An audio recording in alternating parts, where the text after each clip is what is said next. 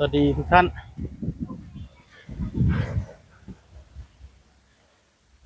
รถดินมาแล้วมาเจรจาก่อน สวัสดีครับผมเอ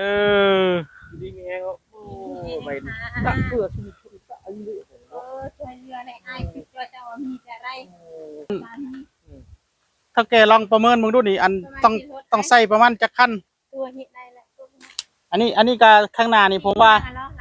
สิลาดอันนี้เดี๋ยวนี้อันนี้รื้อออก อันนี้นี่ลาดแก๊กน้อยนะอัด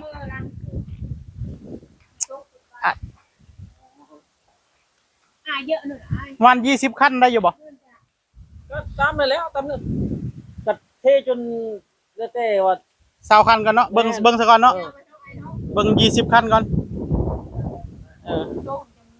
ได้แหละมันลุกเองละนี่ที่อันน้ำมันค้างนี่นะ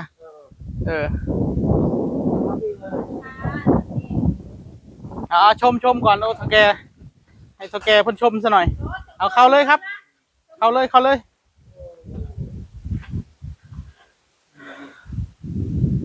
แล้วเป้าหมายนี่เราหาคนอยู่ไหนที่ผู้ใหญ่ใจดีผู้ใหญ่ใจดีทั่วโลกครับแล้วไม่เขาพูดหาคนเฮ็ดบ่ผู้ใหญ่ใจดีที่ทั่วโลกมีประเทศไทยนะหาสมอหาบ้านนี่บ่อ๋อมีผู้เสนอเสนอที่ยืนไปกับไปล่างดูดิ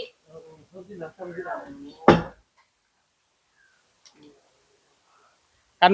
แถวใดมีก็แนะนำผมได้ผมสิไปเบิ่ง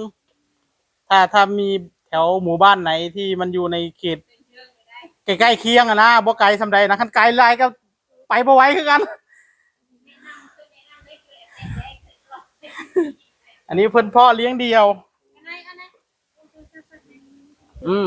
280โอ้เยอะแต่อะไรก็เข้าใจอะไรเราเฮ็ดเลยที่10รถอยู่นะอยู่นี่เด้เท่าใดอันในสร้างให้เท่าใดเอาผมเล่นให้230เนาะรวมดันแล้วบ่รวมดันโอเค230กับ230นะเพราะว่ารถไทย30 บาทรถดำ100นึงรถมิโคร100นึงก็ประมาณนี้ยังมืดยังมาให้เนาะโอเคพรุ่งนี้บ่พรุ่งนี้โอเคครับอื่นรถเบิ้งของที่กับรถตรงรถกับที่พี่ช่วยอยู่หรอกครับผมขอบคุณหลายๆมื้อโอเคมื้อรถดินมาลุมเพลงกินเมียงกูอยู่ข้างหน้านี่บัดสิฮื้อตัวนี้ออกแล้วก็ทมนะชูในเดนรถไฟฟ้าประหยัดน้ำมัน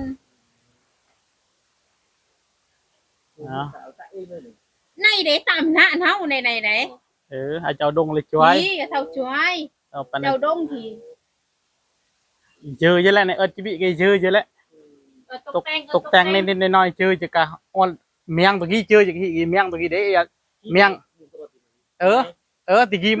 ตอนที่ตัวที่ตู้ในอะไรตะว่าเท่าเนี่ยวิลช่วยนึตาอันนี้เนี่ยวิลช่วยรอประช่วยนึตาอันนี้เนี่ยวิลช่วยเนอะบืนสำไนดงตีอะไรก็ลูกเยอะอะไรเนี่ยวิลเลยพร้อมนึตาอ่อนทำไมพอดีฮิปเปอร์เดี๋ยวฮิตาอ่อนทำไมอีกไหน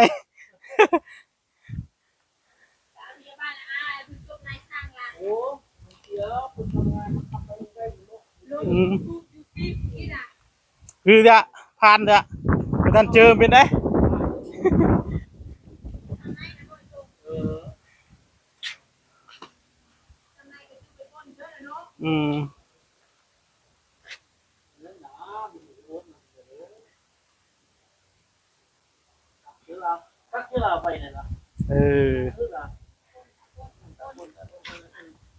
จะไหนเจอก่อนเมียงไหนก็ได้เรียกไปดินะบุญ7 ปีที่ก็ไม่เห็นก็ได้นะเก็บรวมจะเอาไปก้อนละโหแล้วตุกี้ก็รู้นี่ก็จะให้đó là đình phế đây tố hay giờ đi hay cái vướng rồi cho mình hạ rồi vươn đi มีบนนาบุญนะไปหรือบุญมีบนต้องเกิดเนี่ยหรือไปสอนควรมีบนแล้วให้มันมีก่อนเนาะมีบนแล้วก่อนอันนี้กำยะอันนี้กำเจียดอะไรยะ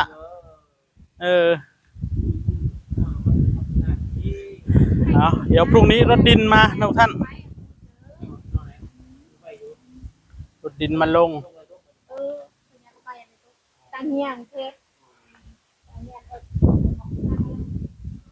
ก็ได้บอกลุงงอมกว่า เราก็ได้ราคารถดินมาแล้วนะทุกท่านเดี๋ยวพรุ่งนี้เขาเอาดินมาลงให้เขามาวิ่งดิน2 มื้อพี่น้อง2 มื้อ3 มื้อ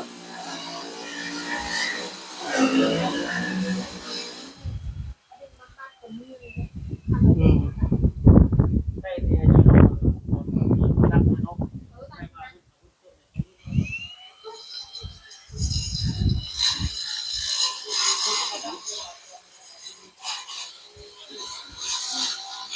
โอเคทุกท่านฝากไว้เท่านี้